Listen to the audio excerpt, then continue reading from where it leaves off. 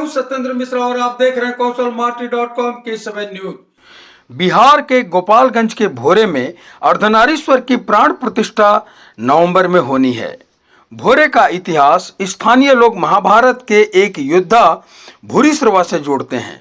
आइए देखते हैं हमारे संवाददाता भारत मिश्रा की खास रिपोर्ट। आप देख रहे हैं कि 7 न्यूज कौशलमार्टी.com। आज मैं मौजूद हूं श्री भूरिश्वर नाथ मंदिर भोरे में। बातचीत करेंगे, आपको बताएंगे भूरिश्रवा मंदिर का इतिहास क्या है और हमारे साथ बहुत भक्तगण भी हैं। यहाँ पर प्राण प्रतिष्ठा होनी है शिव जी का। एक इतिहास बता दें आपको भूरिश्रवा के बारे में कि ये प्रथम सेनापति थे चक्रव्यूह के समय, और वो समय रहा होगा महाभारत का। और वो व्यक्ति जो भूरिश्रवा नाम का था वो कुरुक्षेत्र जाता था प्रतिदिन भोरे से। आगे हम बातचीत जारी रखेंगे। सर बताएं आपका नाम और यहाँ का इतिहास। डॉक्टर मंकेश्वर दत्त राय, भोरे के निवासी हूँ। भूरिश्रवा जी के संदर्भ में ये बताना है कि वो महाभारत कालीन महारथी महायोद्धा थे और कौरव पक्ष के 14वें सेनापति थे।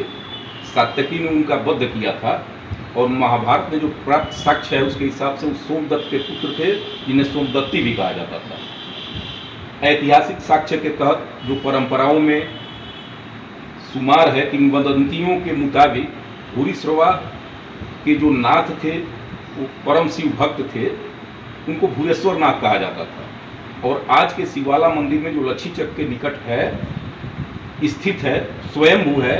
और यहाँ के नागरिक पीढ़ी दर पीढ़ी बताते हैं कि वो स्वयंभू ही हैं, स्वयं प्रकट हैं, किसी ने उनकी स्थापना नहीं की। उसके ठीक बगल में पूरब एक रामगढ़वा जो यहाँ के आम लोग बताते हैं गढ़ है, और वहाँ आज भी वर्गाकार पाया जाता है, जो इतिहासकारों के लिए एक विलक्षण उपलब्धि मानी जाती है। वहाँ ढेर सारे लोग सोने के आभूषण, गुल्ली, गिन्नी पाए हैं जो तत्कालीन निर्माण के थे। ये साक्ष्य मौजूद है। रही बात भदसी वन की, तो वहाँ माँ दुर्गा जो शिव भक्त थे भूरेश्वर नाथ, उनकी अधिष्ठात्री, क्षेत्र की अधिष्ठात्री थी भूरिश्रवा भोरे भदसी। वह वर्ग के भ से उच्चारण होता था। यह भी दर्शाता है कि वहीं के रहने वाले थे।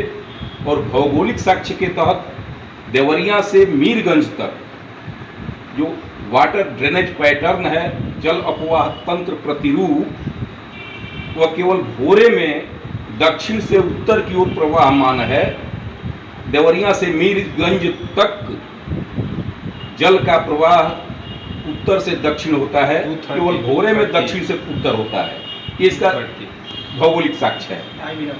और धार्मिक इस गांव को बातचीत के क्रम में भोरे का भौगोलिक इतिहास भी जानने की कोशिश करेंगे और आपको बताएंगे कि भोरे का जो मूल स्वरूप है वो क्या है। भोरे का भौगोलिक स्वरूप अति श्रेष्ठ रहा है आदि से, और इस आधार पर भी ये आकलन लगाया जाता है, किंवदंतियों के आधार पर, साक्ष्यों के आधार पर, इतिहास के आधार पर, संदर्भों के आधार पर ये निर्धारित होता है, श्योर होता है कि भूरिश्रवा भोरे से ही थे। और वो नित्य महाभारत की लड़ाई में अपने बछेड़ी साधन रथ के माध्यम से जाते थे। उसका संदर्भ आज के समय में हवाई जहाज हो सकता है, हेलीकॉप्टर हो सकता है।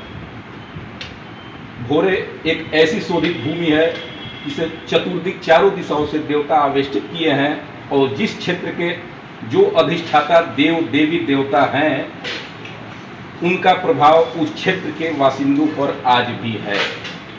चाहे वो माता दुर्गा जी हो, शीतला माता हो, जाखवा जाखनी माता हो, काली माँ हो, भिन्न भिन्न के ब्रह्मस्थले हो, शिव जी हो, ठाकुर जी हो, जहाँ जो निवास करता है उस देवता का छाप परिलक्षित होता है उनके स्वभाव में, उनके पीढ़ियों में।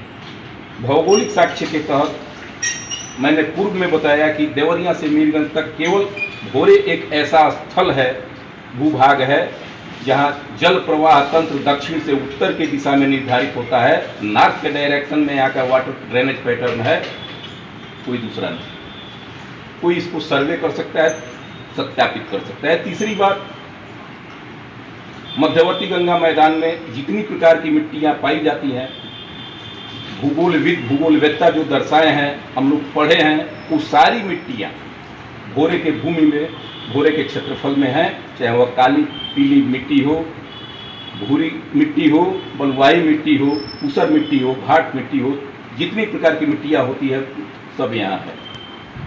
और आज भी ये साक्ष्य मिलता है, वर्तमान में भी है कि भोरे का अधिष्ठाता कोई व्यक्ति नहीं रहा, और जो अपने को अधिष्ठाता समझता है वो विलीन हो जाता है, विलोपित हो जाता है क्षितिज से।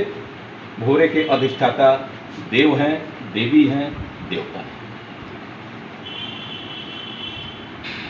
अभी आप लोगों की जो तैयारी चल रही है, आने का जो मुख्य मकसद था वो भूरेश्वर नाथ मंदिर में प्राण प्रतिष्ठा को लेकर है, तो मतलब आप क्षेत्रवासियों से क्या बताना चाहेंगे कि किस तरीके का हम लोगों का परिदृश्य रहा है और क्या वर्तमान की परिस्थिति चल रही है? कालांतर में बसाव प्रतिरूप के तहत प्राचीन भूरेश्वर मंदिर, भूरेश्वर नाथ का शिव मंदिर जहाँ था, काल के अंतराल पे वह विस्थापित होते हुए उत्तर की ओर चला गया, और एक निश्चित निर्धारित कालखंड में कुछ बंजारे, कुछ चलायमान गतिशील जातियां आई जो भनुआ में अपना स्थान बनाई प्राचीन समय में। वह बेचिरागी गांव आज भी स्थित है राजस्व रिकॉर्ड में, लेकिन वह बेचिरागी है, वहाँ दीप नहीं जलता है, जिसको भोजपुरी में बोलचाल की भाषा में निछपरी गांव कहा जाता है। वहाँ केवल शिव मंदिर है साक्षी स्वरूप। बहुत बार लोग चाहे वहाँ बसने के लिए, लेकिन ईश्वर की कृपा, भोलेनाथ की कृपा, कोई वहाँ टिक नहीं पाता। इस लिहाज से तत्कालीन भूरेश्वर शिव मंदिर से उत्तर विस्थापित होके पुराने बासिंदे यहाँ बस गए, क्षितिज बदलता गया, और उनसे अनुमति लेके प्रतिनिधि स्वरूप सुविधा के लिहाज से पुनः एक बाबा भूरेश्वर नाथ की स्थापना भोरे बाजार में रेफरल अस्पताल के बगल में दुर्गा जी के मंदिर के निकट की गई। पिछले 100 वर्ष के अंदर वहाँ हनुमान जी का मंदिर भी है, मूर्ति है, और देवी देवताओं की मूर्तियां हैं। वहीं एक अर्धनारीश्वर प्रतिमा की प्राण प्रतिष्ठा करानी है, और उसके निमित्त एक यज्ञ का आयोजन किया गया है यहाँ के सामर्थ्यवान भक्तगण द्वारा, जो 2 से 10 नवंबर तक होना सुनिश्चित है। बाद बाकी ईश्वर की कृपा, हनुमान जी का आशीर्वाद। नारायण वर्मा जी से और जयसवाल जी से, साथ ही जैनेन्द्र शुक्ल जी से बताएंगे ये जो कार्यक्रम है इन लोगों का यज्ञ समिति का, ये धार्मिक महत्व और ये धार्मिक प्रक्रियाएं क्यों चलती रहनी चाहिए, और धर्म को लेकर आप अपने क्षेत्र के लिए क्या करने की अग्रसर हो रहे हैं? मैं तो पहले नंबर आपके चैनल को धन्यवाद देता हूं, और मैं ये यज्ञ जो हो रहा है, इस यज्ञ का मेन है कि धर्म से लोगों का जो है आस्था एकदम जुटी रहे, धार्मिक चीज़ बना रहे।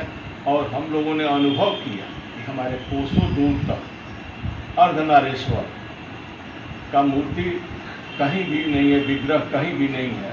तो अर्धनारीश्वर का मूर्ति और विग्रह को स्थापित करने का मेन कारण हुआ कि हम लोग ये करें और जनता में यह संदेश दें कि जो क्षेत्र में कुछ नारी और पुरुष का विभेद लोग समझते हैं, वह विभेद न रहे। अब ये लोग को समझ तक पहुंचाने की कोशिश की जा रही है कि नारी और पुरुष में कोई अंतर नहीं है, दोनों एक हैं, और दोनों मिलकर हमारे क्षेत्र का विकास करें, हमारे धरती का विकास करें। और यहाँ के राजा के अनुसार यह धरती जो है कर्मठ भूमि के रूप में मानी जाती है। कुछ जैसे गायत्री परिवार में मिला, उसमें हम कुछ पढ़े, भूरेश्वर का कुछ इतिहास मिला, जिसमें उनकी पत्नी निश्चला का जो है चर्चा आया था उसमें। तो उसमें बताया गया था कि वो भूरेश्वर राजा जो थे, उनसे शादी करने उस नारी का, उस राजकुमारी का यही प्रण था कि जो हमको अपने कर कमलों द्वारा राशन का उपार्जन करेगा, वही राशन मैं खाऊंगा, मैं राज को उसका नहीं खाऊंगा। यह उस जमाने की चीज़ थी। आज भी भोरे में यही पाया जाता है, कोई आदमी किसी का दबाता नहीं है, किसी को दिखाता नहीं है। सब लोग कर्म करके खाना चाहते हैं, और हम उसी कर्म को चाहते हैं कि यज्ञ के द्वारा, अनुष्ठानों के द्वारा जनता तक हम इसको पहुंचाते रहें। कर्म बड़ा है, और कर्म से आप लोग भोजन कीजिए, कर्म से पूजा कीजिए, कर्म से अपना सब कुछ कीजिए। और इन्हीं शब्दों के साथ मैं यज्ञ के विषय में, यज्ञ शुरू होगा, उसमें बड़े बढ़िया रासलीला का प्रोग्राम है। हमारे किरण देवी शास्त्री जी, किरण कुमारी शास्त्री जी आ रही हैं लेडीज में, और जो प्रवचनकर्ता आ रहे हैं तो। और मैं चाहूँगा कि ये सब लोग, आप लोग क्षेत्र की जनता से आज आग्रह करूँगा कि आप लोग अधिक से अधिक संख्या में आवें और यहाँ जग का पुण्य का लाभ उठाएं।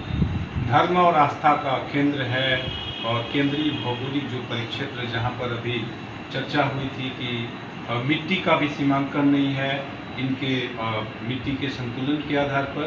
फिलहाल kausalmati.com के लिए गोपालगंज से भरत मिश्र की report. Thanks for watching. Drop a like, leave a comment, share, and don't forget to subscribe. www.kausalmati.com